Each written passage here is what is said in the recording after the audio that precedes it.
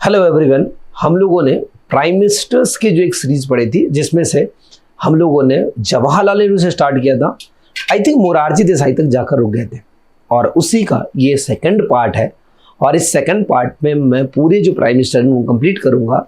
Actually prime minister पढ़ने का कोई पर्पज नहीं होता, बस हमें ये देखना है कि उनको करंट से कैसे रिलेट कर सकते हैं ताकि एक सीक्वेंस ऑर्डर में हमें उनकी करंट अफेयर्स को मिल जाए जो उनके टाइम पे हुए थे। तो बस मैं वही करने की कोशिश कर रहा हूँ और उनको सबको करंट अफेयर्स से रिलेट करने की कोशिश कर रहा हूँ। तो मैं आज स्टार्ट करता हूँ मोरारजी देसाई के बाद से और पूरी एक करके सारी कहानियों को बताऊंगा। आगे बढ़ने से पहले मैं हूँ संदीप और प्लेट के डिजिटल प्लेटफॉर्म में आपका वेलकम करता हूँ। हम लोग ने जब स्टार्ट किया था तो मोरारजी देसाई को मैंने बताया था कि मोरारजी देसाई एक ऐसे प्राइम मिनिस्टर जो पहले जो कांग्रेस से बिलोंग नहीं करते थे, दूसरी बात कांग्रेस से नहीं बिलोंग करते, दूसरी बात मैरिज एक्ट जो था, एज ऑफ द मैरिज, उनमें भी चेंज यहीं से किया गया था। आपको पता है एज ऑफ द मैरिज को सबसे पहली बार 1928 शारदा एक्ट में लाया गया था और एज ऑफ मैरिज में अभी करंट अफेयर में चल रहा था कि एज ऑफ मैरिज को घटाकर बढ़ाकर 21 कर देना चाहिए, जिस पर अभी तक कोई भी कंसर्न नहीं आया। 2021 का ये एक्ट है। अब देखने वाली बात होगी कि आगे क्या चेंज होता है, लेकिन हाँ यहीं से आप लोग रिलेट करना कि जब अभी यहाँ पर जो पॉक्सो एक्ट है उसकी जो एज थी उसकी कंसेंट के लिए जो 18 से 21, 18 से 16 की जा रही थी, तब जाकर रिलेट किया जा रहा था कि यहाँ पर मैरिज एक्ट में हमें चेंज करना पड़ेगा क्योंकि जो मुस्लिम कम्युनिटी है जहाँ पे मुस्लिम लॉ एप्लीकेबल होता है वहाँ पर एज ऑफ द मैरिज है वो 15 बन जाती है। और अगर ऐसा किया जाएगा तो लॉ कमीशन कैसा कहना है कि जो चाइल्ड मैरिज है उनको प्रमोशन मिलेगा, जिस कारण से हम लोग ऐसा नहीं कर सकते। तो हमने इसको देखा था। दूसरी बात मैंने बताया था कि जो मोरारजी देसाई थे वो इंडिया के फर्स्ट नॉन कांग्रेस जनता दल से बिलोंग करते थे।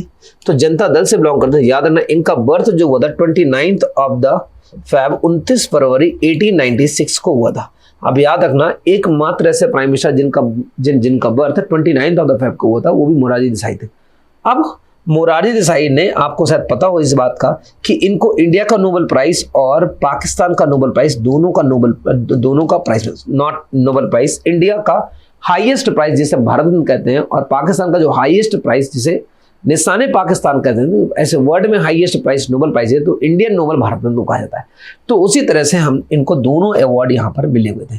तो मोरारजी देसाई थे, याद रखना जब मोरारजी देसाई गवर्नमेंट बनती है ना तो ये 3 पार्टी के कोलैबोरेशन से बनती है और इन 3 पार्टी में एक होते हैं यहाँ पर चरण सिंह। अब देखना पूरा सत्ता का खेल कैसे बदलता है। चरण सिंह अपनी पावर को चेंज करना चाहते हैं। चरण सिंह कैसे चेंज करना चाहेंगे? चरण सिंह के पीछे पड़ जाता है वहां पर संजय गांधी जो थे वो संजय गांधी इन मोरारजी देसाई के 3 में से एक को अलग कर लेते हैं। अलग किस तरह से करते हैं तो ये भी फनी इंसिडेंट है। इनने कहा चरण सिंह से आगे, चरण सिंह अपने ज्योतिषी पे बहुत भरोसा करते थे, तो चरण सिंह के ज्योतिषी से जाके कहा गया कि पता नहीं तुम्हारे ऐसे दिन मान लग रहे हैं कि तुम इंडिया की प्राइम मिनिस्टर बनने वाले हो। तुमने कहा कैसे? उन्होंने कहा कि साथ छोड़ दो मोरारजी देसाई का और इंक्लूड हो जाओ आप जाकर इंदिरा गांधी में। इसने भी ऐसा ही किया, साथ छोड़ा मोरारजी देसाई का। मोरारजी देसाई की गवर्नमेंट गई, इंदिरा गांधी में जुड़ गया। इंदिरा गांधी में जुड़ने के बाद वहाँ का इंडिया के प्राइम मिनिस्टर बने। हाँ, प्राइम मिनिस्टर बने, ऐसा कुछ इंदिरा गांधी कभी नहीं चाहती कि प्राइम मिनिस्टर रहेंगे। संजय गांधी नहीं चाहता कि बहुत लॉन्ग टर्म में प्राइम मिनिस्टर रहे। कुछ दिन बाद इनका जो समर्थन था वो वापस लिया। समर्थन जैसे वापस लिया गया तो तुरंत फिर से इनकी गवर्नमेंट गिरी और आ गया इलेक्शन टाइम। और इलेक्शन टाइम में फिर से तैयार बैठी हुई थी इंदिरा गांधी, जिन पर ऑलरेडी आपको बताया कि 76 केस लगे हुए थे, उन्हें केस से भी निकलना था।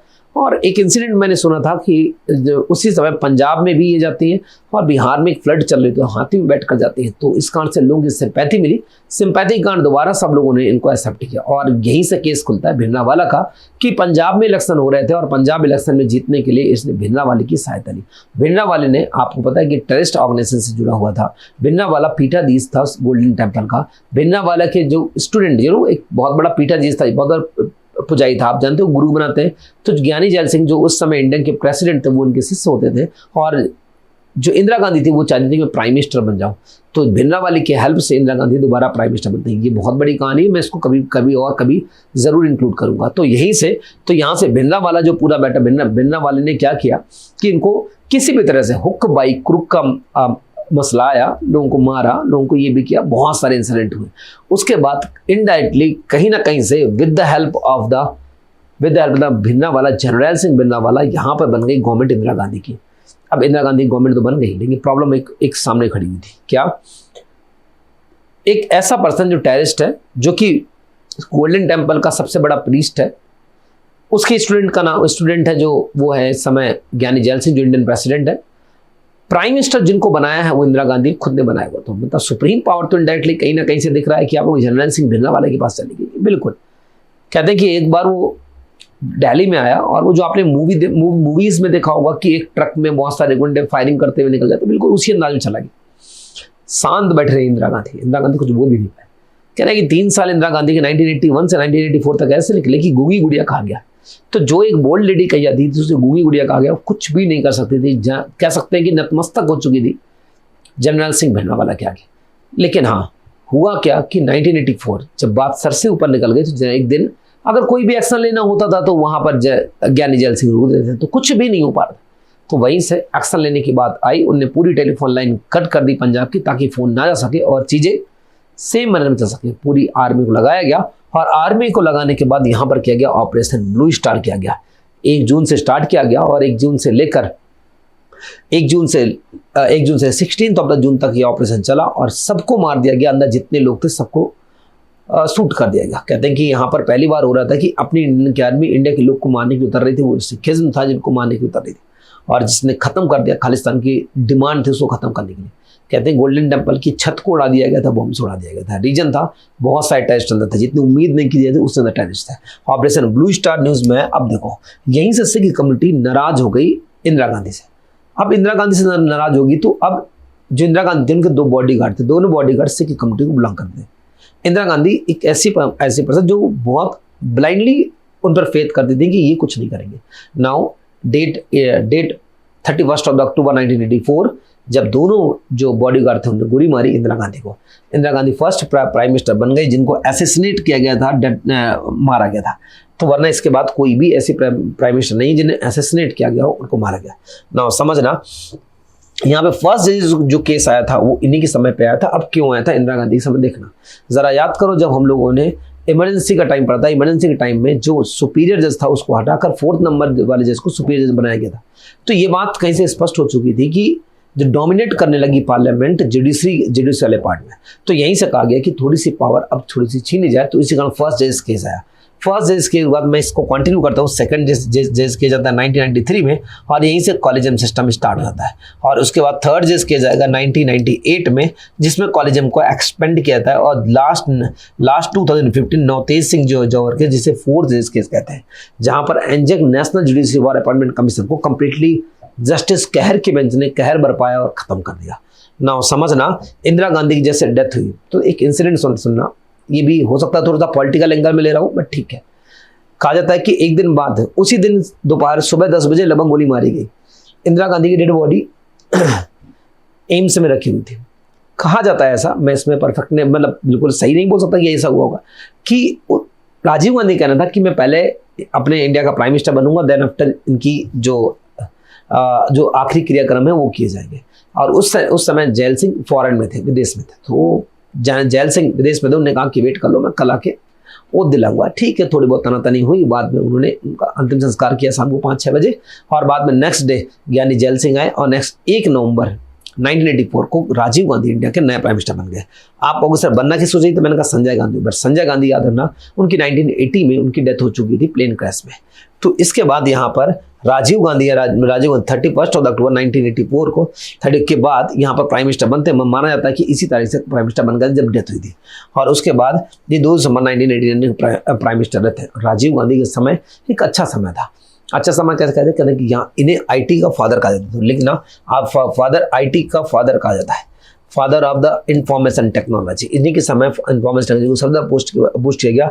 सैम पित्रोदा को हमारे यहाँ फादर ऑफ इंफॉर्मेशन टेक्नोलॉजी भी कहा जाता है। अभी जिंदा है सैम पित्रोदा, ठीक है ना। इन्होंने एक काम और किया, क्या कि इन्होंने जो एज ऑफ द वोटिंग थी उसको घटा के 18 कर दी 21 से। और यही था हमारा कौन सा 61 कॉन्स्टिट्यूशन अमेंडमेंट एक्ट 1989 कर दी। इनका एक और काम जो बहुत हमेशा याद किया जाता है, शाहबानो केस। आपने समझ सुना होगा, शाहबानो केस की शुरुआत यहीं पर हुई थी, जिसे ट्रिपल तलाक बाद में नाम दिया गया। 2017 में कंप्लीटली इसको खत्म कर दिया गया। तो यहाँ से शाहबानो केस आएगा ना। समझना, जो राजीव गांधी थे, राजीव गांधी एक स्कैम में फंसे हुए थे जिसे फोर्स स्कैम कहा गया। अब बफोर्स स्कैम में फंसे हुए थे, यहाँ से बहुत सारी तोपें खरीदी गई थी जिनका भरपूर इस्तेमाल किया गया था जो करगिल वॉर में, फिर भी इनकी जो कॉस्टिंग थी उस कॉस्टिंग में लेन देन में हेराफेरी के चलते इस पर केस चल रहा था और वो केस कंटिन्यू था और उसी के चलते यहाँ से इनको अपनी सत्ता गंवानी पड़ी और सत्ता गंवाने के बाद जो इनकी सत्ता गई, सत्ता गंवाने के बाद नए प्राइम मिनिस्टर बने हमारे विश्वनाथ प्रताप सिंह वीपी सिंह। सुनना ये इंपॉर्टेंट रहते हैं विश्वनाथ प्रताप सिंह। रीजन क्या, विश्वनाथ प्रताप सिंह इसके पहले कांग्रेस गवर्नमेंट में ही थे, लेकिन ये बफोर्स स्कैम कांड इनको छोड़ देते हैं। छोड़ने के बाद जनता दल में को जाके ज्वाइन करते हैं। जैसे जनता दल को ज्वाइन किया तो जनता दल को ज्वाइन करने के बाद यहाँ पर जनता दल को ज्वाइन करते हैं, ये यहाँ के इंडिया के प्राइम मिनिस्टर बनते हैं और लगभग 11 मंथ तक प्राइम मिनिस्टर थे। इंपॉर्टेंट बात यहाँ पे निकल के आएगी कि इन्होंने सबसे पहले मंडल कमीशन की सिफारिश पर ओबीसी रिजर्वेशन को एप्लीकेबल कर दिया। तो मंडल कमीशन सिफारिश आप लोग याद रखना कि मंडल कमीशन की सिफारिश पर ओबीसी रिजर्वेशन को एप्लीकेबल कर दिया गया। शायद कह सकते हैं इनकी सबसे बड़ी भूल थी और उन्होंने जब जितने यूपीएससी के एस्पायरेंट से उन्होंने जाकर घेर लिया चारों तरफ से पार्लियामेंट को और वहीं पर जाकर एक दो स्टूडेंट ने अपने ऊपर कैरोसिन ऑयल डाल के आग लगा दी। बात इतनी बढ़ चुकी थी कि जनरल कैंडिडेट इनके अगेंस्ट चला गया था। बात यहीं से खत्म नहीं हुई और बाद में इनकी सत्ता को भी अपने आप से गंवाना पड़ा। जैसे इनकी पार्लियामेंट सत्ता गई, सत्ता जाने के बाद अब सियासी खेल अब शुरू होगा। कहना बड़ा मुश्किल होगा कौन अच्छा था कौन बुरा, लेकिन हाँ जो सियासी खेल है हमेशा बुरा होता है। अब देखना हुआ क्या। विश्वनाथ प्रताप सिंह वीपी सिंह को सुनना आप, जैसे इनकी पार्लियामेंट सत्ता गई, अब आपको पता है कि इलेक्शन तो होगा नहीं, क्या कुछ पार्टी के मेंबर दूसरी पार्टी को जाके ज्वाइन करेंगे, ज्वाइन करने के बाद वहीं से गवर्नमेंट स्टैब्लिश हो जाएगी। अब याद रखना इस समय विश्वनाथ प्रताप सिंह इस समय इनका बीजेपी भारतीय जनता पार्टी इनका साथ दे रही थी ना। समझना जब यहाँ पे चंद्रशेखर यहाँ पे हैं तो बिल्कुल वही खेल गया। राजीव गांधी ने जाके चंद्रशेखर से मिले, जो यहाँ पे चंद्रशेखर थे। याद रखना इनके पास केवल 7 मेंबर ऑफ द पार्लियामेंट है, टोटल 272 चाहिए। With the help of the Congress की सहायता से चंद्रशेखर इंडिया के प्राइम मिनिस्टर बनते हैं। और जैसे इंडिया के यहाँ पर प्राइम मिनिस्टर बनते हैं, चंद्रशेखर प्राइम मिनिस्टर बनते हैं, अब इनके सामने बहुत बड़ा चैलेंज था। चैलेंज सबसे बड़ा क्या था कि उस समय इंडिया में सबसे ज़्यादा फाइनेंशियल क्राइसिस चल रही थी। जो अभी कुछ दिन पहले हम लोग देख रहे थे पाकिस्तान में फाइनेंशियल क्राइसिस चल रही थी। फाइनेंशियल क्राइसिस को ख़त्म करने के लिए इंडिया ने अपने सोना को ब्रिटेन के पास गिरवी रखा, जहाँ से 3000 करोड़ रुपए हम लोग सोना रख के अपने पास लाए थे। अब देखो साथ किसने दिया था इनका, राजीव गांधी ने। देखो राजीव गांधी चालाक आदमी। राजीव गांधी, कुछ हिस्टोरियन ऐसा कहते हैं कि जो राजीव गांधी थे उनने जानबूझकर 7 MP वाले को प्राइम मिनिस्टर बनाया। रीजन, अगर सोना गिरवी रखा जाता उनके हाथ पर, उनके हाथों से सोना गिर, तो बदनाम कौन होता, राजीव गांधी। उनने जानबूझकर इस पर्सन को चुना कि जैसे आप सोना गिर, पैसा आया, पैसा इनसे समर्थन वापस लिया, गवर्नमेंट गिर गई। जैसे गवर्नमेंट गिरी तो अब होगा इलेक्शन के लिए रैलियां होंगी और उन रैली को निकालने के लिए राजीव गांधी निकलते हैं। राजीव गांधी प्राइम मिनिस्टर बनने के लिए रैलियां कर रहे होते हैं और रैलियां करते समय देखना 1985 में भी इलेक्शन हुआ था। 1985 में भी कांग्रेस यहाँ पर जीती थी। इलेक्शन करने के लिए रैलियाँ स्टार्ट होती हैं और वही रैली जाकर पहुँचती है कहाँ पर, चेन्नई में। और शाम को चेन्नई में राजीव गांधी मुंबई से फ्लाइट करके चेन्नई पहुँचते हैं और चेन्नई में जाकर एक बूढ़ी औरत आती है, उनके गले में हार पहनाती है और हार पहनाने के बाद ब्लास्ट होता है। ब्लास्ट के साथ राजीव गांधी की डेथ रहती है। यहाँ से राजीव गांधी की कंप्लीटली डेथ हो गई थी और यहाँ से जैसे डेथ होने के बाद पूरा सब कुछ बदल गया। याद रखना राजीव गांधी डेथ हमेशा न्यूज़ में रहते हैं और बहुत अच्छा एग्जांपल बनता है इंडियन कॉन्स्टिट्यूशन का आर्टिकल नंबर 20 का। शायद आपको पता है कि इनके जितने मुजरिम थे उनको सबको छोड़ दिया गया था, पता है ना। आर्टिकल 20 यहाँ पर सामने आता है। आर्टिकल 20 ये बेस्ट एग्जांपल बनता है। आर्टिकल 20 इसे बोलते हैं डुअल जियोपैट्री वाला। और डुअल जियोपैट्री यहाँ से नोट करना, क्योंकि उनके जो लोग थे उनको 2 पनिशमेंट मिली थी। उनको 1999 के आसपास उनको फांसी की सजा दी जाती है, 7 साल बाद फांसी की सजा दी जाती है। और आपको पता है कि फांसी की सजा को खत्म करने के लिए प्रेसिडेंट के पास आप जा सकते हो आर्टिकल 72 से। बट हुआ क्या, वो लोग प्रेसिडेंट के पास तो गए, प्रेसिडेंट ने उस समय कलाम साहब प्रेसिडेंट थे, होल्ड हो गई जो उनकी फांसी थी। होल्ड मतलब रख ली उन्होंने, ठीक है कर दूंगा। कहते हैं कि 2 प्राइम मिनिस्टर निकल गए, 2 प्राइम मिनिस्टर मतलब 10 साल निकल गए। 10 साल बाद उनको पनिशमेंट नहीं मिली, 10 मतलब फांसी नहीं दी। 10 साल बाद जैसे Indian prime minister Pranab Mukherjee साहब बनते हैं तो उन्हें तुरंत इनको सबसे पहले फांसी की सजा दी। जैसे फांसी सजा दी तो यहीं से बात बदल गई कि वो डुअल जियोपैट्री हो गए। 10 साल जेल में ये रहे और एक हो गई इनको क्या, हैंग टेल डेथ। 2 हो गई। उनके लॉयर ने एक याचिका लगाई और याचिका बिल्कुल यही हुआ। बाद में उनको छोड़ना पड़ा कि ये फंडामेंटल राइट का वायलेशन। तो यहाँ पर डुअल जियोपैट्री की बात आ गई। पीवी नरसिम्हा राव, एक्चुअली देखा जाए तो पीवी नरसिम्हा राव अपने पूरे 5 ईयर टर्म कम, यही first South Indian prime minister थे। Very important, first South Indian prime minister थे। याद रखना, हम लोग सारी चीज़ को एक्सप्लेन नहीं कर सकते। मैं हमेशा चाहता हूँ कि मैं वहाँ भी एक्सप्लेन करना चाहूँ, लेकिन टाइम का बाउंडेशन रहता है तो हम नहीं कर सकते, बट फिर भी मैं कोशिश कर रहा हूँ जितना हो सकता है। यहीं से याद रखना कि यहाँ पे LPG रिफॉर्म स्टार्ट होते हैं, लिबरलाइजेशन पॉलिसी इंडिया में आती है ना, ग्लोबलाइजेशन, लिबरलाइजेशन और प्राइवेटाइजेशन, ये पॉलिसी इंडिया में स्टार्ट होती है। इसके पहले इंडिया में सब कुछ गवर्नमेंट था, सब कुछ सरकारी हुआ करता था, प्राइवेट के हाथों में कुछ नहीं था। अब यहाँ पर हम लोग प्राइवेट के हाथों की रिमूव कर रहे हैं, मतलब प्राइवेटाइजेशन स्टार्ट कर रहे हैं। जो हमने देखा था 1969 में 14 बैंक का नेशनलाइजेशन किया गया था, उसके बाद यहाँ से सारे बैंक को नेशनलाइजेशन खत्म करके प्राइवेटाइजेशन की ओर मूव करा दिया गया। तो कहते हैं कि एक नया दौर आता है जिसे हम लोग सोशलिस्ट की जगह सोशलिज्म हम लोग कैपिटलिस्ट इकोनॉमी की ओर मूव कर रहे थे।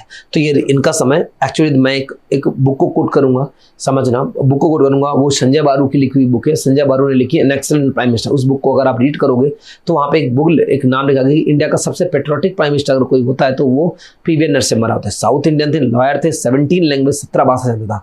और कहा गया, एक गलत लाइन है, ऐसा नहीं कोट करना चाहिए, लेकिन ठीक है, उन्होंने कहा कि राजीव गांधी की समय पर डेथ होना भी एक कारगर साबित हुई, वरना कभी PV Narasimha Rao Indian prime minister नहीं बनते। और यहीं पर क्या हुआ कि जैसे इनकी डेथ होती है इन्होंने उस समय RBI गवर्नर से रिटायर होते मनमोहन सिंह, और मनमोहन सिंह को इन्होंने अपना फाइनेंस मिनिस्टर अपॉइंट किया। फाइनेंस मिनिस्टर पहले PA बने थे, बाद में फाइनेंस मिनिस्टर बने थे।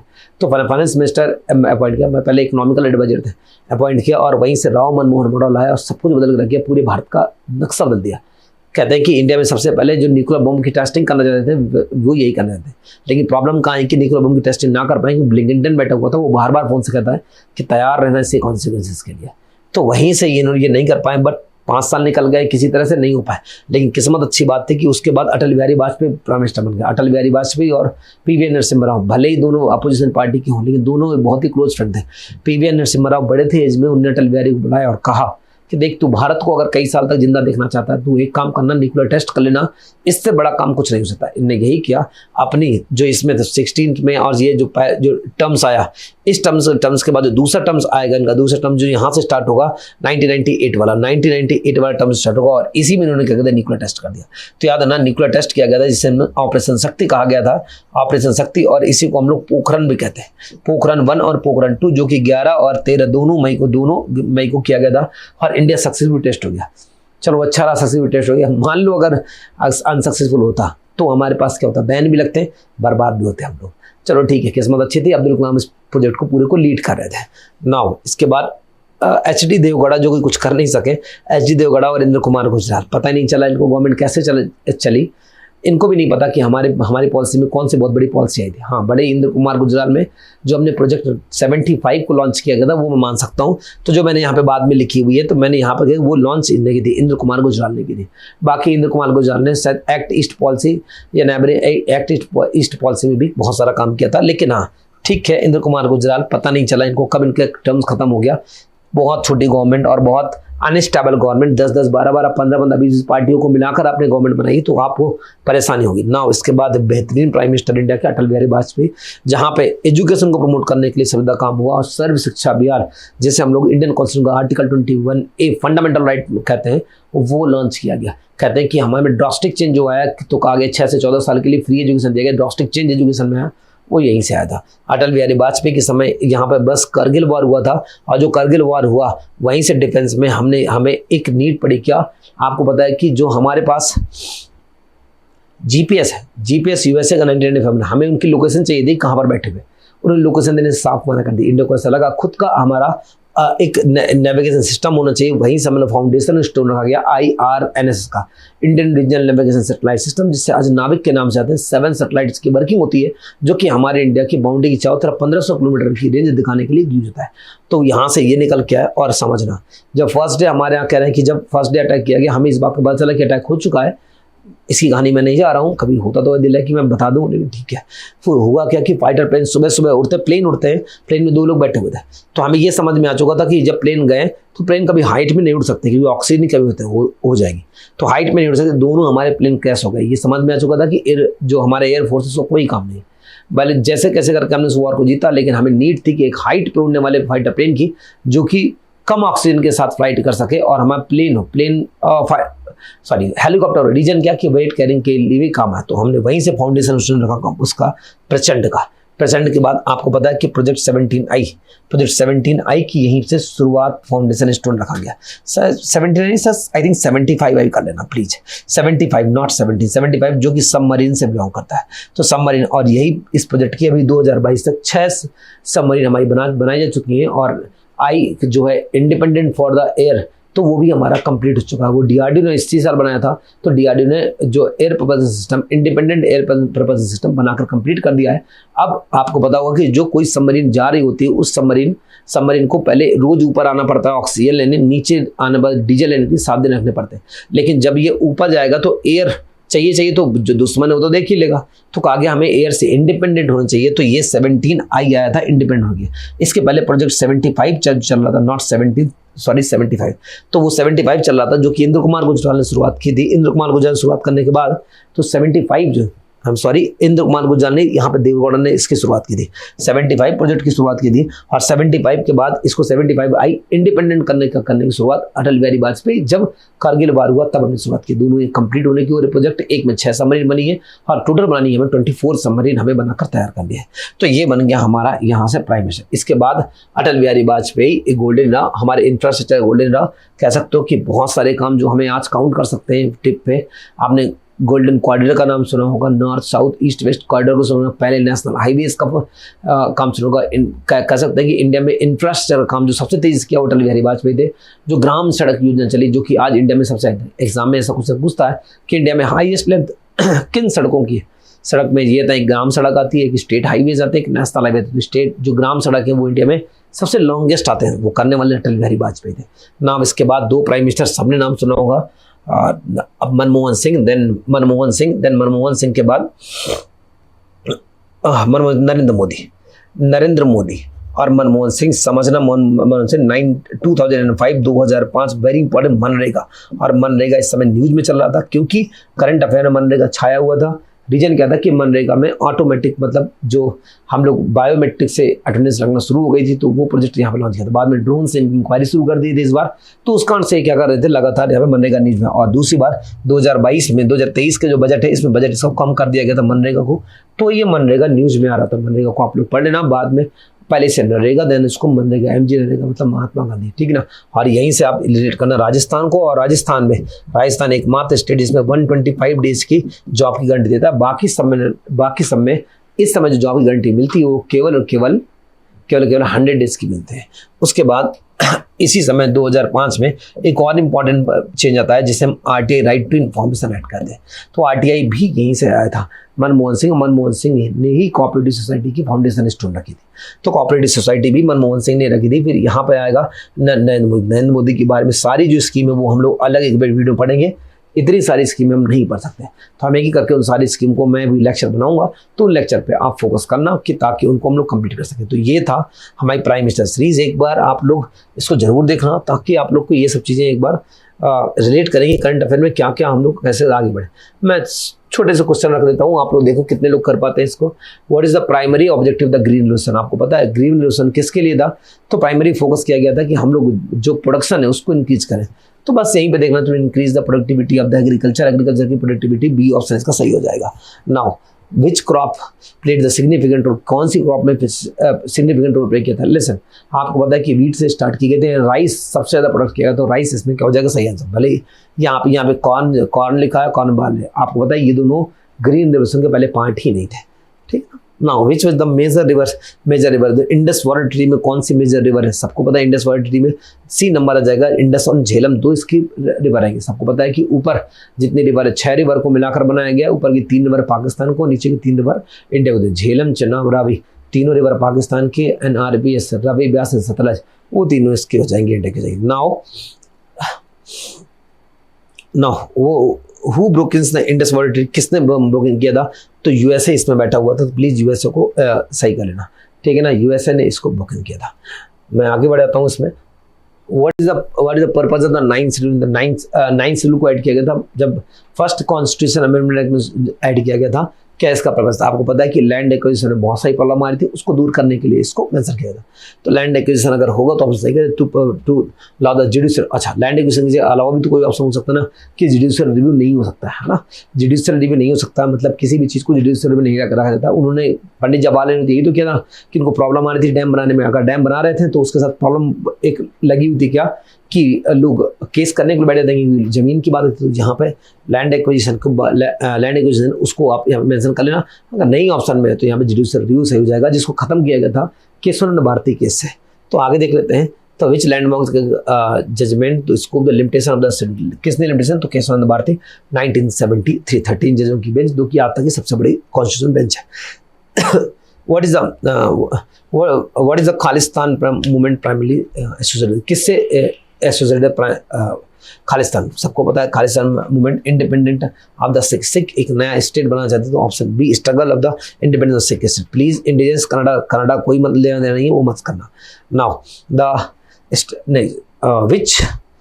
विच decades the significant increase in the Khalistan? किसमें सबसे ज़्यादा खालिस्तान? मैंने बताया था 1984 1980 में जब जनरल सिंह भिड़ना वाला था तब की। तो कौन सा डिकेट हो जाएगा? तो 1980 से 1990। तो 1980s के समय में सबसे ज़्यादा इसका प्रमोशन हुआ।